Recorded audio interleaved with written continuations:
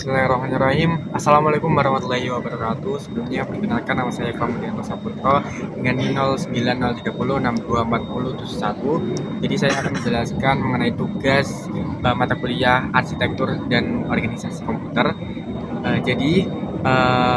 Bagaimana komputer menerima dan mengeluarkan data lewat sistem input atau output. Jadi apa itu direct memory access dan kenapa USB tipe C jadi sangat populer? Jadi yang pertama, mengenai input dan output adalah cara komputer berinteraksi dengan kita.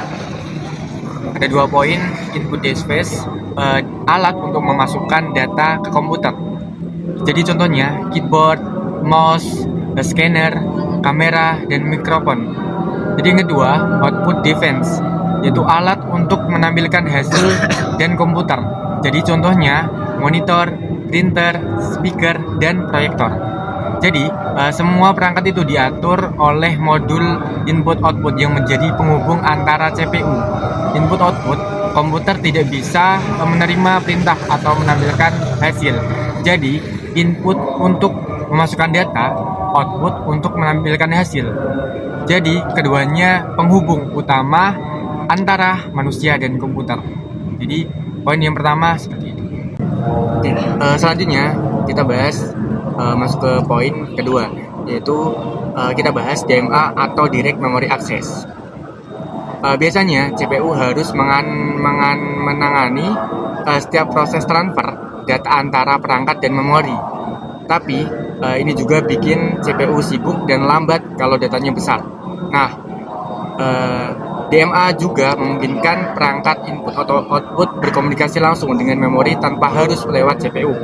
Langkah kerja sederhana. Yang pertama, CPU kasih izin ke DMA. Yang kedua, langkah kedua, DMA memindahkan data langsung antara memori dan perangkat. Langkah yang ketiga, setelah selesai, DMA kasih sinyal ke CPU bahwa transfer selesai.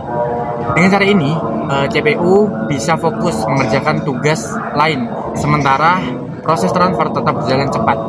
Jadi, DMA mempercepat transfer data besar dan membuat kerja CPU lebih efisien.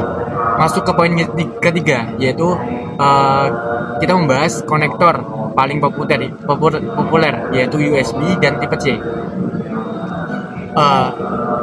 Jadi USB atau disebut dengan Universal Series Bus digunakan untuk menghubungkan berbagai perangkat dari flash disk, printer, kamera sampai smartphone. Jadi ada 5 kriteria USB, yaitu USB yang pertama 1.0 12 Mbps, USB 2.0 480 Mbps, USB 3.0 5 Gbps, USB 3.1 dan 4 hingga 40 Gbps. Jadi USB semakin cepat dan bisa digunakan untuk transfer data, mengisi daya, bahkan mengirim video dan suara. Lanjut ke tipe C. Bentuknya simetris, bisa dicolok bolak-balik dan mendukung kecepatan tinggi dan daya besar hingga 100 watt. Satu kabel bisa untuk data, charging, dan tampilan video. Nah, inilah alasan kenapa USB tipe C jadi standar baru, cepat, praktis, dan multifungsi. Jadi USB dan tipe C populer karena efisien dan cepat, serta bisa digunakan untuk banyak keperluan hanya dengan satu kabel.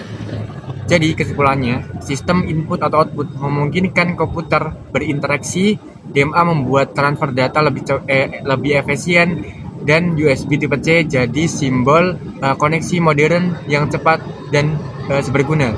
Semakin canggih teknologi input output, semakin lancar juga komunikasi antara kita dan komputer. Mungkin cukup sekian dari presentasi saya. Kurang dan lebihnya mohon maaf. Wassalamualaikum warahmatullahi wabarakatuh.